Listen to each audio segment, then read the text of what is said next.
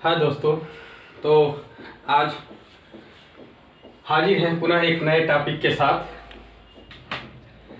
कल हम पढ़ा रहे थे मापन में त्रुटियां, और मापन में त्रुटियों को सबसे पहले उसमें बताए थे त्रुटियां कितने प्रकार के होते हैं। तो त्रुटियां मेन रूप से बताए थे दो प्रकार की होती है। एक को बताए थे सिस्टमैटिक एरर, क्रमबद्ध त्रुटि, और दूसरा बताए थे अनियमित त्रुटि, जिसको हम रैंडम एरर बोलते हैं। तो हमने बताया था कि जो क्रमबद्ध त्रुटियां होती हैं वो ज्ञात कारणों से होती हैं, और हम लोग इसको रिमूव भी कर सकते हैं। ज्ञात कारणों का पता लगा करके इसको चाहें तो रिमूव कर सकते हैं, कम कर सकते हैं, ठीक है। और दूसरा बताए थे सिस्टमेटिक एरर, जो अज्ञात कारणों से, जो अचानक, जिसके बारे में कोई पहले से भविष्यवाणी नहीं होती है, ठीक है। तो ये चीजें बताए थे। अब सिस्टमेटिक एरर में भी बताए थे, एक सिस्टमेटिक एरर जो ज्ञात कारणों से होती है, उसमें कई प्रकार के बताए थे। वो सारे चीजें आप पिछले वीडियो में देख लीजिए। और आज जो हम पढ़ेंगे वो हमारा है अगला टॉपिक, माध्य मान, जिसको बोलते हैं मीन वैल्यू। और हाँ, वीडियो शुरू करने से पहले एक बात जान ले कि जितने लोग हैं जो देवरिया पॉलिटेक्निक के लोग हैं वो निश्चित रूप से सब्सक्राइब कर लें, इसलिए कि आपको क्लास 17 तारीख से बुलाया जा रहा है, लेकिन किसी को कोई बाउंडेशन नहीं है, बाध्य नहीं है, और हो सकता है आगे क्या स्थिति हो। तो अभी पूरी तरह से, और तब तक क्लास अभी यही चलेगा ऐसे ही, तो सब्सक्राइब कर लें, रोजाना वीडियो मिलता रहेगा। हो सकता है कि क्लास में आपकी संख्या ज़्यादा हो तो कैसे बैठाया क्या होगा, व्यवस्था भी, वो भी व्यवस्थित करते टाइम लगेगा। और बाकी सारी सूचनाएं तो भेज ही दिया गया है, किस फॉर्मेट में अपने गार्जियन का साइन करा करके लाना है, ये सब चीज़ें भेज दिया गया है। तो वो सब व्यवस्थाएं हैं, लेकिन किसी को बाध्य नहीं किया जा सकता है। तो बेहतर यही होगा कि आप लोग इसको सब्सक्राइब करें। आगे शुरुआत करते हैं, ठीक है। हाँ, तो हमने बताया एक सिस्टमेटिक एरर और एक रैंडम एरर। एक तीसरा भी एरर होता है। किसी हमारे दोस्त ने कमेंट किया था कि आपने ग्रास एरर नहीं पढ़ाया, वो भी एक एरर है। हाँ, ग्रास एरर भी एक एरर होता है। हालांकि कल हमने लास्ट टाइम में, ध्यान से देखिए वीडियो को, आप लोग ध्यान से नहीं देख रहे हैं, इसका मतलब यही है। लास्ट टाइम में हमने कहा था कि बहुत सारे एरर्स हैं जो हम लोग बहुत कम इम्पॉर्टेंट है, जो अपनी गलतियों से होता है, लापरवाही से होता है। तो ये उसके बारे में बताया था, नाम नहीं लिया था, तो चलिए सिर्फ नाम ले लेते हैं। ये जो ग्रास एरर है, ठीक है, ये तीसरे टाइप का। तो ये ग्रास एरर जो होता है, ये कभी कभी कुछ इस प्रकार से, क्या बोलते हैं, कि किसी को प्रेक्षण लेने का तरीका ही नहीं पता रहता है। इस टाइप से अगर गलती हो जाती है, जैसे कल बताए थे लापरवाही, ठीक है, लापरवाही अगर कोई कर दे, ठीक है, किसी को प्रेक्षण लेने का तरीका ना पता, या सबसे बड़ी बात ये होती है कि पहले हम लोग सिस्टम को जैसे अरेंजमेंट करना है, सेटिंग करना है, सेट किए बिना ही लेना शुरू कर दे। जैसे एक स्पेक्ट्रोमीटर आता है, स्पेक्ट्रोमीटर को हम लोग ऑब्जर्वेशन लेने से पहले उसको अच्छी तरह से फोकस करते हैं, यहाँ तक कि उसके एक एक एंगल को बराबर करने के लिए स्पिरिट लेवल से उसको लेवल करते हैं। तो ये सब अधिकांश लोग इन सब बातों को भूल करके सीधे उसमें जो भी ऑब्जर्वेशन लेना शुरू कर देते हैं। और उससे बड़ी बात यह है कि बहुत सारे लोग ऑब्जर्वेशन लेना भी नहीं पता होता है कि आखिर में किस प्रकार से ऑब्जर्वेशन लिया जाए। तो ये जो होता है वो ग्रास एरर के एग्जाम्पल हैं। तो उम्मीद है कि आपको ग्रास एरर भी समझ में आ गया होगा। ग्रास एरर यानी कि हम कह सकते हैं कि खास तौर पे ये तब उत्पन्न होता है जब हम किसी सिस्टम को बिना उसको सेट किए, बिना उसको बैलेंस किए जैसे स्पेक्ट्रोमीटर को बिना फोकस किए ही हम क्या करें, डायरेक्ट ऑब्जर्वेशन लेना शुरू कर दें। तो इस टाइप के जो एरर्स होते हैं उसको हम लोग बोलते हैं ग्रास एरर। ठीक है, अब आइए एक टॉपिक है नया जिसका नाम है मध्यमान, मीन वैल्यू बोलते हैं। मीन वैल्यू, मध्यमान, इसकी क्या जरूरत पड़ती है? तो जैसे हम लोग जब ऑब्जर्वेशन लेते हैं, ये तो कंफर्म है, कल ही बताए थे कि चाहे हम कितना ही अच्छा इंस्ट्रूमेंट ले लें लेकिन त्रुटि उसमें होना है। जब त्रुटि उसमें कुछ ना कुछ होगी तो हमने बताया था कि त्रुटियों को खत्म नहीं किया जा सकता है, क्या किया जा सकता है, मिनिमाइज किया जा सकता है। त्रुटियों को मिनिमाइज किया जा सकता है, कम किया जा सकता है। तो इसको कम करने के लिए हम लोग क्या करते हैं कि माध्यमान ले लेते हैं। माध्यमान लेने से ये फायदा होगा कि जैसे कि अगर एक बार मेजर करने में जो त्रुटि होगी उसको अगर 5 बार मेजर करेंगे तो वही त्रुटि आएगी, और जब वही त्रुटि आएगी तो उसको जब 5 का माध्य ले लेंगे तो वो 5 गुना कम हो जाएगा। जैसे कि उदाहरण से अगर हम कहें कि कोई वस्तु है, मान लो कि यह एक लंबाई है और इस लंबाई का जो वास्तविक मान है, ठीक है, इसका वास्तविक मान है, ये मान लो हम कहें कि इसका वास्तविक मान 5.55 सेंटीमीटर, ये इसका वास्तविक मान है। लेकिन हम मेजर जब कर रहे हैं तो हमको मेजर करने के लिए एक दे दिया गया मीटर स्केल, हमको मेजर करने के लिए एक मीटर स्केल दे दिया गया, मीटर स्केल। अब मीटर स्केल से हम जानते हैं कि इसका लिस्ट काउंट कितना होता है, कल बताए थे, इसका लिस्ट काउंट कल बताए थे, ये होता है 0.1 सेंटीमीटर। यानी कि हम कहें कि दशमलव के एक ही स्थान तक हम मेजर यहाँ कर सकते हैं। ठीक है, और ये वास्तविक मान के हमें करीब तक चाहिए। तो ये जो लिस्ट काउंट होता है, लिस्ट काउंट का मतलब ही ये हो जाता है कि हमें एक बार जब मेजर करने में इतनी की त्रुटि हो जाती है।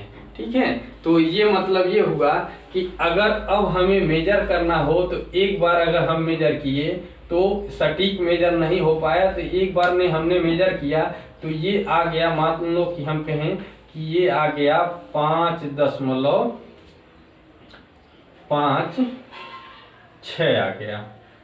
ठीक है, एक बार ये 5 एक ही अंक तक है, सॉरी, ये जो है एक ही अंक तक आएगा ना, तो एक बार ये मान लो कि 5.6 आ गया, और अगली बार जो है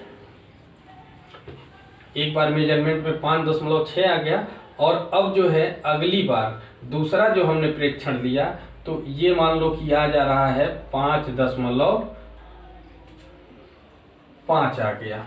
ठीक है, हमने 2 ऑब्जर्वेशंस लिए, एक में 5.6 और एक में 5.5, जो 2 बार ऑब्जर्वेशंस लिए, जबकि हमारा ट्रू वैल्यू ये है। तो अगर हम दोनों को जोड़ करके, 2 ऑब्जर्वेशंस लिए, दोनों को जोड़ करके 2 से भाग दे दें तो देखो ये कितना हो जाएगा। तो यहाँ से देख सकते हैं कि ये हो जाएगा, ये 11.1 आ जाएगा अपॉन 2।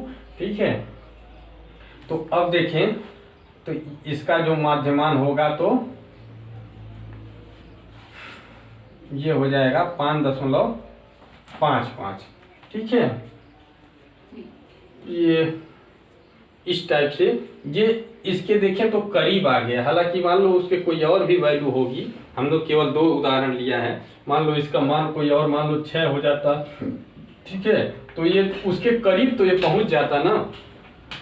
तो इस तरह से ये जो देखो इसमें जो त्रुटि थी 0.1 की त्रुटि, इसमें हमने जो 0.1 की त्रुटि इसमें किया है, 0.1 की त्रुटि इसमें किया है, लेकिन इस बार जो है इसकी जो त्रुटि है 0.1 का आधा हो गया, तो यानी 0.05 की त्रुटि हो गई। तो त्रुटियों को हम लोग कम करने के लिए क्या करते हैं, माध्यमान निकालते हैं। ठीक है, त्रुटियों को कम करने के लिए माध्यमान निकालते हैं। तो माध्यमान कैसे निकालते हैं ये चीजें देख लेते हैं।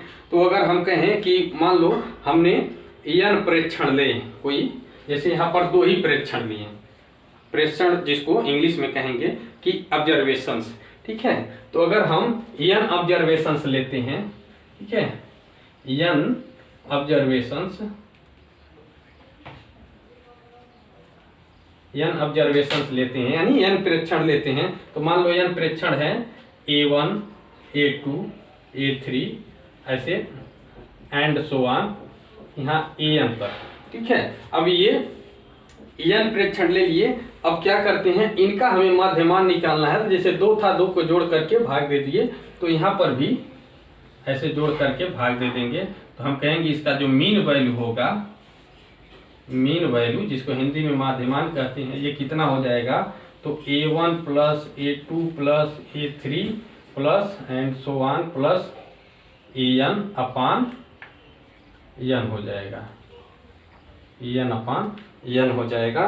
तो ये हो जाएगा इसका माध्यमान। और या इसको हम लोग ऐसे भी कह सकते हैं, ये इक्वल टू हो जाएगा समेशन आप, ये देखिए n है तो इसको 1 अपान n कर दें, इसको 1 अपान n कर दिए और ये हो जाएगा समेशन लगा दिए। तो समेशन कहाँ से कहाँ तक है, i इक्वल टू 1 से लेकर के n तक है और यहाँ पर लिख दिए ai, ठीक है। तो ये होता है। अब इसको मीन वैल्यू को हम a लिख देते हैं, a स्मॉल m लगा दी, स्मॉल m फॉर मीन, ठीक है। तो ये am हो गया, ठीक है। और इस तरह से हमने लिख दिया। और जो यही am होता है, ठीक है, ये जो am होता है इसी को हम लोग कई नाम से जानते हैं। जो am है यही मीन वैल्यू, एक तो इसको हम लोग क्या कहेंगे, मीन वैल्यू, इसी को हम लोग वास्तविक मान कहते हैं। क्या कहते हैं, वास्तविक मान, वास्तविक मान। और भी इसके नाम है माध्यमान या मीन वैल्यू, ठीक है, कह सकते हैं माध्यमान, मीन वैल्यू, वास्तविक मान, ट्रू वैल्यू। क्या बोलेंगे, ट्रू वैल्यू बोलेंगे। इसके अलावा भी इसके अन्य नाम से भी जानते हैं, जिसको हम लोग बोलते हैं, क्या नाम है इसके, और भी नाम होते हैं जिसको, ये 1 मिनट बंद कर दे। हाँ, तो इसके ट्रू वैल्यू हो गया या रियल वैल्यू भी, ये जो है रियल वैल्यू हो जाएगा। इसके और भी नाम है यथार्थ मान, कहीं अलग अलग नाम से दिया रहता है। यथार्थ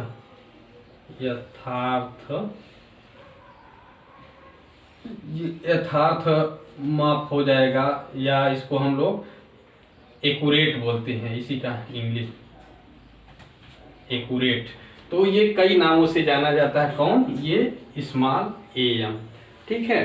तो अब जो है ये हो गया माध्यमान के बारे में, ठीक है। तो अब अगला है जो आपका, अब तो हाँ, अगला जो है ये हमारा है परम त्रुटि, एब्सोल्यूट एरर। इसी को निरपेक्ष त्रुटि भी कहते हैं, संभावित त्रुटि भी कहते हैं, यानी पॉसिबल एरर भी कहते हैं, ठीक है। संभावित त्रुटि या ये पॉसिबल एरर, ठीक है। तो आइए देखते हैं क्या होता है परम त्रुटि या निरपेक्ष त्रुटि या संभावित त्रुटि, ठीक है। तो आइए शुरू करते हैं। ये जो होता है परम त्रुटि जो होता है, ये ट्रू वैल्यू, ठीक है, और ऑब्जर्व वैल्यू दोनों का जो डिफरेंस होता है उसी को हम लोग एब्सोल्यूट एरर बोलते हैं, ठीक है। जो परम त्रुटि होता है वो क्या होता है, तो हम कहेंगे कि वास्तविक मान और प्रेक्षित मान, ठीक है, दोनों का अंतर होता है, ठीक है। तो क्या लिख सकते हैं आप, ऐसे इसको लिख सकते हैं, क्या लिखेंगे कि absolute error equal to, English लिख ले रहे हैं, हिंदी आप समझ सकते हैं, एब्सोल्यूट एरर इक्वल टू, ये हो जाएगा ट्रू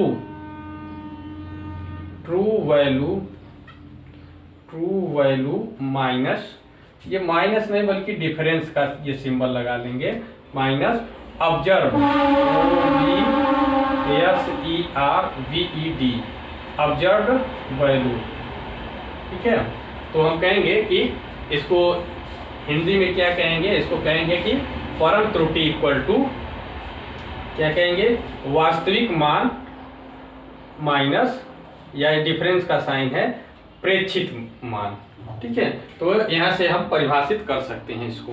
ठीक है, यानी कि हम कहें कि यदि हमारा वास्तविक मान, अगर हम कहें कि वास्तविक मान हमारा am हो, ठीक है, और ये चलिए यहाँ माइनस लगा दिए, ऑब्जर्व वैल्यू जो हमारा हो इसको ले लेते हैं ai कर दें। ठीक है, i मीन्स 1 2 3 4 जो भी रहे वो उस नंबरिंग के लिए है। तो हम कह सकते हैं कि जो हमारा एब्सोल्यूट ईयर होगा वो इसके इक्वल हो जाएगा, दोनों का डिफरेंस हो जाएगा। एब्सोल्यूट ईयर को हम लोग ऐसे डेल्टा टाइम ए से दिखाते हैं, ये हो जाएगा डेल्टा टाइम ए। ठीक है, ये हो जाएगा हमारा एब्सोल्यूट ईयर। ठीक है, तो अब जो है परम त्रुटि, इसी में कभी कभी इसका भी माध्य लेना पड़ता है। एक शब्द आ जाता है माध्य परम त्रुटि, आ जाता, क्या आ जाता है, माध्य परम, ये मार्कर थोड़ा सा, त्रुटि, माध्य परम त्रुटि, इसको क्या बोलेंगे, mean absolute error, mean absolute error, माध्य परम त्रुटि। ये जो माध्य परम त्रुटि होता है ये क्या होता है, इन्हीं त्रुटियों का माध्य होता है। ठीक है, यानी परम त्रुटियों का जो माध्य होता है इसी को हम लोग माध्य परम त्रुटि कहते हैं। तो हम लोग कहें कि जैसे अगर हमने n प्रेक्षण दिया है तो n प्रेक्षण में जो सबका माध्य आ जाएगा, जैसे मान लो हम कहें एक का डेल्टा A1 है, ठीक है, डेल्टा A2 है, डेल्टा A3 है, ऐसे ऐसे, तो सबको ऐसे जोड़ करके इनका जो है डेल्टा AN है, इन सबका माध्य ले लेंगे, माध्य मीन्स n से डिवाइड कर दिए, तो अब जो आ जाएगा वही हो जाएगा डेल्टा AM। ठीक है, यानी कि बोलेंगे ये जो एब्सोल्यूट एरर था उसका m फॉर मीन, तो इसका मीन ले लिए तो डेल्टा AM आ जाएगा। ठीक है, तो और चाहे तो इसको शॉर्ट में लिखना तो ऐसे कह सकते हैं कि क्या कर सकते हैं, डेल्टा AM इक्वल टू, इसको 1/n कर देंगे, समेशन ऑफ, यहाँ कर देंगे i equal to 1 to n, और कह सकते हैं कि डेल्टा AI। ठीक है, तो इस प्रकार से ऐसे भी इसको लिख सकते हैं, इसको माध्य परम त्रुटि को, माध्य परम त्रुटि को ऐसे भी लिख सकते हैं। अब अगला हमारा है, तो अगला जो है हमारा टॉपिक सापेक्ष त्रुटि या भिन्नात्मक त्रुटि, इसी को इंग्लिश में कहते हैं, क्या कहते हैं, रिलेटिव एरर आर, ऐसे लगा दीजिए, relative error or fractional error,